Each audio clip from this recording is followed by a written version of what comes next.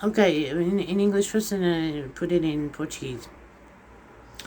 There's a book called The 11 Fathers. Uh, uh, this book started to be first for the study of Eva. There was I don't know how to say, a corpse, a fossil of a Neolithic woman found in Tanzania, and she actually was the first Homo sapiens. The region where fire was created, and we could, as humankind, survive and evolve to where we are today, which we are Homo habilis. What happened was that on the Neolithic area, a man called, an emperor of China called Genghis Khan, created the most fantastic descendant on earth. These days, there's about 80 million people with his genetic heritage. What happens exactly here, and why Italy specifically, is because of the Silk Road route of commerce between China and Italy, which goes back to the first Christian era. And this is why this genetic comes so close to that area of Italy.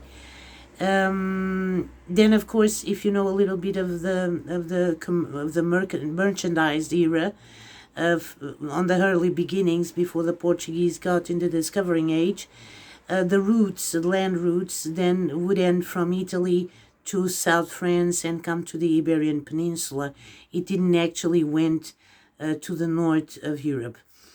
Of course, that's a link between the ethnical the genome sequencing that's been affected by this corona disease illness. What I wanted to say is that well,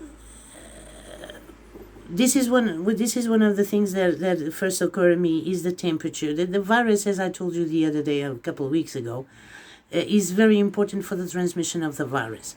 So actually, you need to be in an environment close to 15 to 20 centigrades of temperature, so that the virus can live when transmitted by breathing. Okay, by being close to a breathing person which is infected. So the most cold is the temperature, the most difficult is to the virus to spread.